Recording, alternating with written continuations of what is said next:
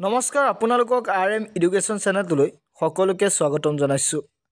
আজি আমি ADRE grade 4 আৰু গ্ৰেড 3 ৰিজাল্টৰ ডেট আৰু লগতে ৰিজেক্ট লিষ্টত কোন কোন কেণ্ডিডেট হৈছিল সবিশেষ এই ভিডিঅ'টোৰ যোগেদি আপোনালোকে গম পাব। আৰু ভিডিঅ'টো আৰম্ভ কৰাৰ আগত আপোনালোকে যদি চেনেলটোলৈ নতুনকৈ আহিছে তেন্তে চেনেলটো ছাবস্ক্ৰাইব, লাইক, কমেণ্ট কৰিবলৈ নাপাহৰিব। কাৰণ এনেধৰণৰ আপডেট আপোনালোকে এইটো চেনেলতে পাই থাকিব। যিসকলে এতিয়া আসাম পুলিচৰ ৰিটেন এক্সামৰ বাবে আৰু লগতে DME নন টেকনিচিয়ানৰ পোষ্টৰ কাৰণে যদি আপোনালোকে প্ৰিপেৰেশ্যন কৰি আছে ৰিটেন এক্সামৰ বাবে, আপোনালোকে চেনেলটো ছাবস্ক্ৰাইব কৰি থ'ব। এই বিষয়ে আমি সবিশেষ আলোচনা কৰিম। আহক এতিয়া আমি দেৰি নকৰি ভিডিঅ'টো আৰম্ভ কৰোঁ। প্ৰথম কথাটো হৈছে যে যিসকলে গ্ৰেড 4ৰ পৰীক্ষা দিছিল তেওঁলোকে হয়তো বহুতে ভয় কৰি আছিল যে মই BA পাছ বা MA পাছ, মোৰ ৰিজাল্ট নাহিব গ্ৰেড 4ত। তেওঁলোকে হয়তো বহুতে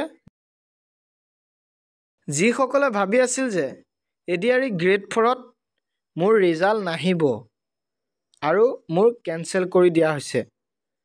আপোনালোকে যদি গ্ৰেজুৱেশ্যন পাছ কৰিলে কিন্তু এমপ্লয়মেণ্ট এডচেঞ্চ একাউণ্টত কিন্তু আপোনালোকে 12 পাছ বা 10 পাছ দি থৈছে, তথাপিও আপোনালোকৰ ৰিজেক্ট হোৱাটো চান্স নাই। কিয় কৈছোঁ, আপোনালোকে গ্ৰেজুৱেশ্যন পাছ কৰি থৈছে কিন্তু এমপ্লয়মেণ্ট এডচেঞ্চৰ একাউণ্টত আপোনালোকে আপডেট কৰা নাই, কিন্তু আপডেটটো 12 পাছ আৰু 10 পাছৰহে আপোনালোকে দি থৈছিল। আপোনালোকে তেতিয়া চিন্তা কৰিবলৈ প্ৰয়োজন নাই, আপোনালোকৰ নাম হয়তো আহিব পাৰে। আৰু লগতে ৰিজাল্টৰ ডেট হয়তো আপোনালোকে শুনিছেই, আমাৰ অসমৰ মুখ্যমন্ত্ৰীয়ে কৈছে যে ৰিজাল্টৰ ডেট মাৰ্চ মাহৰ আগৰ সপ্তাহ বা ফেব্ৰুৱাৰী শেষ সপ্তাহত দিয়া হ'ব। কিন্তু আপোনালোকে এটা কথা জানি থ'ব, আপোনালোকৰ হয়তো ফেব্ৰুৱাৰী মাহৰ শেষৰ সপ্তাহ দিয়াটো সম্ভাৱনা বেছি আছে।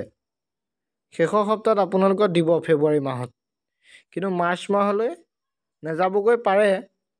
কিন্তু হয়তো যদি কিবা এটা সন্মুখীন হয় বা সমস্যা সন্মুখীন হয় তেতিয়াহ'লে মাৰ্চ মাহলৈও গুচি যাব পাৰে।